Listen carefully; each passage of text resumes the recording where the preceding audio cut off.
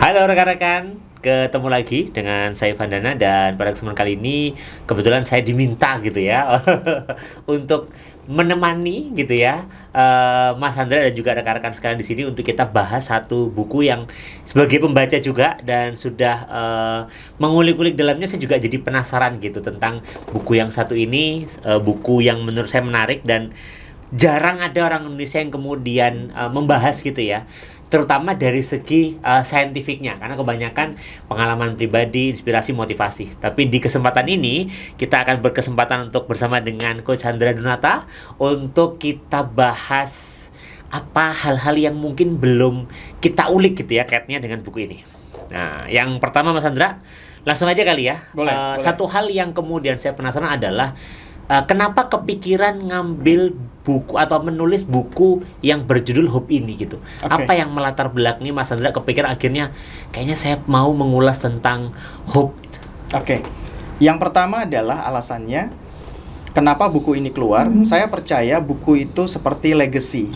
Sesuatu yang akan kita tinggalkan ketika kita sudah nggak ada, maka buku ini ilmunya yang nanti akan terus bisa bermanfaat sepanjang dunia ini masih ada dan mengalir kepada si penulisnya. Maka saya ketika ingin membuat buku, saya perlu meyakini bahwa buku apa dengan topik apa yang itu bisa menjadi legacy yang panjang. Yang kedua, ini berawal dari kegelisahan sebenarnya. Pengalaman saya ketika menjadi seorang trainer itu banyak pertanyaan atau pernyataan yang kurang lebih seperti ini. Mas, tolong dong tim saya dimotivasi gitu. Tolong dong tim saya dimotivasi supaya nanti tim saya bisa bekerja lebih baik ya. Pertanyaan seperti itu tuh banyak sekali gitu. Sampai muncul sebuah pikiran di kepala saya. Apakah memang motivasi itu selalu bergantung kepada pihak eksternal? Kalau saya diminta memberikan motivasi, maka saya secara nggak langsung dianggap bisa memberikan motivasi. Maka muncul sebuah kegelisahan di kepala saya. Kenapa orang harus dimotivasi? Kalau dia sendiri bisa memunculkan motivasi itu dari dalam. Nah, akhirnya kemudian saya melakukan research bahwa perlukah orang itu selalu dimotivasi oleh eksternal atau motivasi itu bisa diciptakan secara internal? Jawabannya ketemu, Mas. Motivasi dari dalam itu muncul ketika seseorang punya hope atau harapan yang kuat dalam dirinya, maka dia bisa tetap termotivasi walaupun tidak selalu ada motivator yang memotivasi dia. Gitu. Oke. Tadi menarik Mas Andra cerita bahwa sering banyak yang minta dimotivasi sama Mas Andra gitu ya. Kalau boleh coba diceritakan mungkin Mas, apa yang Mas Andra pikirin ketika ada orang ketika itu ya tiba-tiba minta, Mas tolong motivasi saya gitu? Iya. Yang pertama, saya bukan motivator. Padahal orang ngeliatnya gitu loh. Iya, itu yang langsung muncul di pikiran pertama, saya bukan motivator karena saya tidak bisa memotivasi orang lain. Dan yang kedua, apakah saya bisa menjamin apa yang saya sampaikan itu bisa memotivasi orang lain? Karena saya menyadari bahwa faktor eksternal hanya bisa memberikan satu, informasi, dua, referensi, gitu ya. Dan inspirasi maupun motivasi itu adalah keputusan di dalam internalnya. Kita hanya bisa memberikan serangkaian informasi, referensi yang menggugah logika dan hatinya saja. Tapi keputusan untuk orang terinspirasi, keputusan untuk orang termotivasi harus datang dalam dirinya. Dan seringkali saya jadi khawatir gitu ya ketika diminta memberikan motivasi, takut saya tidak bisa memberikan promise itu. Karena memang pada dasarnya manusia hanya bisa menyampaikan di wilayah kendali dia. Tapi orang lain termotivasi atau tidak bukan di wilayah eksternal gitu. Dan itu yang membuat saya akhirnya jadi, ini jangan-jangan peran saya jadi nggak penting. Dan ini bisa mendisrupsi pekerjaan saya kan gitu. Kenapa? Karena jadinya nanti harapannya kalau orang memahami konsep ini, training jadi nggak laku. Terus motivator jadi nggak laku. Tapi saya memilih untuk mengambil itu karena saya pengen menjadi orang yang meninggalkan legacy, bukan orang yang laku, tapi punya manfaat bagi banyak orang. Gitu. Oke, Mas Andra. Mas Andra, aku jadi penasaran Mas, karena benak orang saat ini adalah kalau mau dapat motivasi adalah ya harus dapat insight, kata-kata bijak dari pembicara gitulah ya. Terus tiba-tiba Mas Andra bilang bahwa motivasi itu muncul dari dalam diri gitu. Artinya kan ini prosesnya tidak mudah loh Mas. Sedangkan orang berharapnya udah lu kasih tahu aja gue tips strategi biar gue terinspirasi gitu. Lantas bagaimana Mas Andra menghadapi hal itu Mas? Nggak gampang loh mengedukasi terkait hope ini. Sebenarnya ini berasal dari ketika saya melakukan research. Kita perlu tahu dulu apa yang mendorong orang termotivasi, gitu ya. Sehingga motivasi itu memberikan daya gerak kepada seseorang. Karena kan yang terpenting bukan motivasinya, tapi action dari motivasi itu yang menghasilkan sebuah hasil. Nah, salah satu yang menggerakkan motivasi itu ternyata setelah saya riset dari yang namanya harapan yang ada dalam dirinya. Karena penelitian menunjukkan mereka yang punya high level of hope, harapan yang tinggi, itu cenderung punya will and way power yang lebih baik dibandingkan mereka yang punya low level of hope. Nah, ini penelitian dari Gallup ini. Sehingga akhirnya kemudian disimpulkan mereka yang punya kemampuan dalam membangun harapan yang tinggi dalam dirinya itu cenderung punya kemampuan untuk mencari cara, punya kemampuan untuk bergerak, pantang menyerah lebih baik dan berpotensi, berpeluang menghasilkan hasil yang lebih baik dibandingkan dengan mereka yang low level of hope. Mereka akan mudah menyerah, mereka akan berhenti dengan satu cara dan akhirnya kemudian tidak termotivasi. Gitu. Oke. Tadi kita sudah ngomong tentang hope atau harapan, Mas. Tapi saya penasaran kalau sebutkan kalau diminta untuk menjelaskan makna harapan itu sendiri bagi Mas Sandra itu apa sih? Ya. Kata harapan ini sendiri kalau dalam bahasa Indonesia ini maknanya tereduksi. Karena orang tuh agak baper dengan kata harapan. Zaman sekarang gak usah banyak berharap. Betul. Nah, kata-kata itu akhirnya mereduksi betapa pentingnya harapan itu sendiri. Gitu. Makanya saya lebih suka menggunakan pendekatan kata hope dalam bahasa Inggrisnya gitu. Tapi mari kita simplify ya bagaimana harapan. Yang pertama, harapan itu adalah ketika seseorang, ini menurut Saint J. Lopez. Jadi harapan menurut Saint J. Lopez yang juga diturunkan dari gurunya Saint J. Lopez sebelumnya gitu. Saint J. Lopez itu senior scientist di Gallup. Nah, dia membuat buku Making Hope Happen. Nah, gitu. Satu hal yang dia sampaikan adalah harapan itu ketika seseorang mampu melihat masa depan dan mempercayai bahwa masa depan itu lebih baik daripada hari ini. Itu yang pertama. Jadi orang yang punya harapan adalah orang yang melihat masa depan dan bukan hanya sekedar seeing the future, but believe about the future. Meyakini bahwa the future will be better than today. Nah, itu aspek yang pertama. Yang kedua, dia punya self-esteem. Punya keyakinan kepada dirinya bahwa I'm worth it, gue bisa untuk mencapai tujuan itu. Ya, dan dia merasa bahwa kalaupun dia belum punya serangkaian resource, tapi dia sudah punya self-esteem yang bagus. Bahwa gue yakin gue bisa mendapatkan itu. Nah, dengan dua keyakinan ini akan membantu seseorang punya yang namanya way power. Akan membuat seseorang untuk melakukan apapun, mencari cara, tidak mudah menyerah, dan akhirnya dia come up dengan sebuah hasil dibandingkan mereka yang nggak punya harapan. Maka harapan itu indikatornya itu. Oke, Mas. Saya sering kali dengar, Mas, beda tipis antara harapan dengan optimis gitu. Nah, menurut Mas Sandra secara pribadi, apa sih bedanya harapan sama optimis? Oke. Yang pertama, saya mau membedakan dengan 3 aspek nih. Ada yang namanya harapan, ada yang namanya optimis, ada yang namanya wishful thinking atau disebutnya bahasa Indonesia tuh angan-angan. Angan-angan gitu. Iya. Jadi pembedanya adalah kalau harapan itu tadi ada kata-kata keyakinan akan masa depan yang lebih baik. Nah, di bagian itu optimis itu juga sama.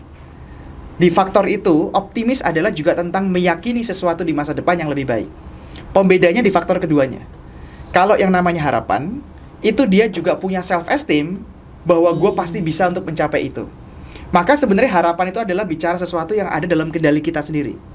Sedangkan kalau optimis, tidak selalu yang ada dalam kendali dia. Misalnya, saya optimis Indonesia nanti akan masuk Piala Dunia. Misalnya. Tapi pertanyaannya, apakah saya punya power, saya punya self-esteem untuk bisa mewujudkan itu? Enggak. Saya hanya meyakini bahwa masa depan itu akan lebih baik. Saya percaya Indonesia emas yang dicanangkan 2045 itu akan tercapai. Nah, itu optimis. Tapi pertanyaannya, saya punya power enggak? Saya punya keyakinan diri enggak untuk bisa mencapai itu? Enggak. Itu terhadap optimisme terhadap masa depan. Nah, buat saya itu optimis. Harapan, faktornya harus ada 2 itu. Ketika dia meyakini masa depan, tapi di saat yang bersamaan, dia merasa ter-empower, dia merasa worth it untuk bisa mewujudkan itu. Kendalinya di dia. Nah, beda lagi sama satu lagi nih, wishful thinking atau angan-angan. Yang pertama saja udah nggak masuk. Kalimat pertamanya kan adalah meyakini masa depan, sedangkan angan-angan berkeinginan terhadap sesuatu di masa depan. tapi tidak selalu meyakini. Beda. Aduh, aku tuh pengen banget kayak Mas Ivan nih. Tapi yakin nggak lu bisa kayak Mas Ivan? Aku nggak tahu juga ya. Itu namanya angan-angan. Gitu. Jadi angan-angan punya keinginan, punya ekspektasi terhadap sesuatu di masa depan, tapi di dalam hati kecilnya dia tidak meyakini tentang apa yang dia inginkan itu. Dia nggak yakin bahwa itu bisa dicapai. Dia nggak yakin dirinya worth it atau nantinya ter-empower untuk bisa mencapai itu. Nah, itulah yang membedakan harapan, sehingga harapan itu yang sering kali disebut abstrak sebenarnya sangat konkret. Yang kedua, harapan itu dianggap seperti sesuatu yang memberikan dudukannya kepada orang lain. Harapan yang sering kali dianggap bahwa itu diletakkan kepada orang lain, harapan sebenarnya diletakkan kepada diri kita sendiri. Dan kalau itu kemudian dilatih, muncul, maka orang nggak perlu motivator. Karena bisa memotivasi dirinya sendiri ya, Ya. dalam tanda kutip ya. Oke. Ya. Ya. Nah, dari penjelasan Mas Ana tadi, berarti kesimpulannya kenapa sih Mas harapan itu penting? Iya, karena yang pertama adalah orang yang ternyata menurut penelitian memiliki harapan yang tinggi, tingkat produktivitasnya itu meningkat. Ya, dan yang kedua, tingkat resiliensi terhadap tantangan itu lebih baik. Jadi ada salah satu riset atau penelitian yang dilakukan di mana di dalam buku The Psychology of Hope gitu ya, di mana orang itu disuruh untuk berendam di air es gitu. Terus kemudian sebelumnya dites dulu level harapan mereka. Dan mereka diminta untuk berendam di air es itu selama yang mereka kuat gitu. Dan setelah hasilnya selesai, diukur kecenderungan mereka yang bertahan lebih lama itu yang skor nilai harapannya lebih tinggi. Dan mereka tidak diberitahu itu sebelumnya. Dan itu dilakukan berulang-ulang. Yang melakukan risetnya namanya Richard Snyder. Dan kemudian setelah dilakukan berulang-ulang, polanya mirip. Mereka yang setelah diukur nilai harapannya yang tinggi, punya kecenderungan bertahan lebih lama. Nah, maka kita kembalikan kenapa punya harapan itu penting. Karena harapan membantu kita punya tingkat resiliensi yang lebih kuat. Tahan terhadap bantingan, tidak mudah menyerah, dan akhirnya kemudian bangkit lebih baik. Dan yang kedua, orang yang punya harapan itu jadi lebih kreatif untuk selalu mencari cara-cara yang lain. Ketika kepentok ke sini, nggak nyerah dia, cari cara kedua. Pentok sini, nggak nyerah, cari cara ketiga. Dan orang-orang yang seperti ini berpeluang nantinya akhirnya lebih berhasil dibandingkan orang-orang yang sebenarnya pinter, tapi karena nggak punya harapan, ya udah nyerah begitu saja. Gitu. Oke, Mas. Tapi seringkali lingkungan itu kan tidak ideal, Mas. Dan Ya. itu yang membuat harapan kita itu jadinya rendah gitu. Karena kita ngeliat kayaknya nggak bisa dan sebagainya gitu. Sehingga merasa tidak berdaya gitu. Nah, kalau seperti itu berarti harusnya seperti apa dong, Mas? Nah, ketika di tengah situasi yang tidak nyaman atau mungkin tidak ideal. Iya, itulah kenapa Saint J. Lopez menyebutnya ripple of hope gitu. Karena hope itu sebenarnya bisa memberikan efek gelombang untuk bisa memberikan harapan kepada orang lain. Tapi ketika ternyata lingkungannya justru malah tidak optimis, tidak punya harapan yang baik, itu juga akan mampu membawa dirinya menjadi lebih sulit gitu. Makanya orang-orang yang punya high hope, dia berpeluang untuk bisa influence other lebih baik. Gitu. Dia bisa memberikan ripple of hope itu kepada banyak orang, dan orang akan terasa dengan optimisme dia, dengan tingginya harapan dia, itu akan terasa. Tapi ketika lingkungannya seperti itu, punya kecenderungan orang itu nanti akan mati harapannya. Dalam artian bukan tidak ada, tapi tidak muncul akhir harapannya. Karena tertutup oleh lingkungan itu. Nah, maka kalau tadi ditanya apa yang harus dilakukan pertama, maka nanti perlu ikuti langkah-langkah dalam membangun harapan. Oke. Ya. Tapi sebelum ke langkah-langkah, Mas, katanya kan kalau kita mau berhasil untuk melakukan sesuatu harus ada prinsip yang kita pahami dulu nih, biar nanti melakukan sesuatunya bener gitu. Kalau saya misalkan mau untuk mulai coba untuk bangun hope gitu lah, kita pakai kata hope aja sekarang. Apa prinsip yang harus kemudian saya ketahui nih, Mas, biar nanti ketika saya bangun hope ini lebih optimal lagi itu dan berdampak terhadap diri saya secara pribadi. Ya, prinsip kalau buat saya itu seperti mindset gitu ya. Jadi letakkan mindset dengan tepat, baru kemudian pelajari skillnya. Ada sebuah kalimat, the man who grasps principle can successfully select his own method. But the man who tried method ignoring principle is sure to have trouble. Jadi intinya adalah perlu dudukan mindset atau prinsipnya dulu secara tepat. Nah, prinsip dari harapan itu cuma satu, Mas. Letakkan harapan tertinggimu pada Tuhan. Hanya itu. Jadi kalau kamu berharap kepada manusia, ya jelas kamu akan kecewa. Nah, prinsip itu kalau dalam konteks yang berbeda itu disebut keimanan. Atau dalam bahasa Inggris bisa disebut sebagai faith. Maka sebenarnya kalau kita mau membangun harapan, faith-nya, keimanannya terhadap Tuhan itu harus clear dulu. Karena jangan pernah meletakkan harapan itu kepada manusia. That's why saya bilang buku ini akan berfokus kepada bagaimana menumbuhkan harapan yang ada dalam kendali manusia. Tapi kalau dia nggak punya keimanan, rasa yakin kepada Sang Maha Pencipta yang akan menciptakan segalanya, mengubah segalanya, ya itu hanya semu nantinya. Bahkan bisa mengakibatkan kekecewaan kalau diletakkan kepada manusia. Itu prinsipnya. Satu aja prinsipnya, atau ada prinsip lain? Satu aja tuh susah banget. Iya sih. Apalagi biasanya ketika orang lagi down, Iya, betul. itu runtuh atau mulai gamang terhadap keimanan, mulai ragu terhadap Sang Pencipta, mulai tidak yakin kok doanya nggak dijabah. Nah itu tanda-tanda mulai runtuhnya keimanan. Dan mulai mempertanyakan kan, kenapa kok seperti ini, kenapa kok seperti itu gitu ya. Dan harapannya jangan sampai orang itu akhirnya meyakini yang justru malah selain Tuhan kan, jadi musyrik nanti. Betul. Jadi cara berpikir yang berorientasi kepada goal. Enggak, harapan itu skill. Ya. Yang nggak semua orang mungkin langsung bisa, Mas. Betul.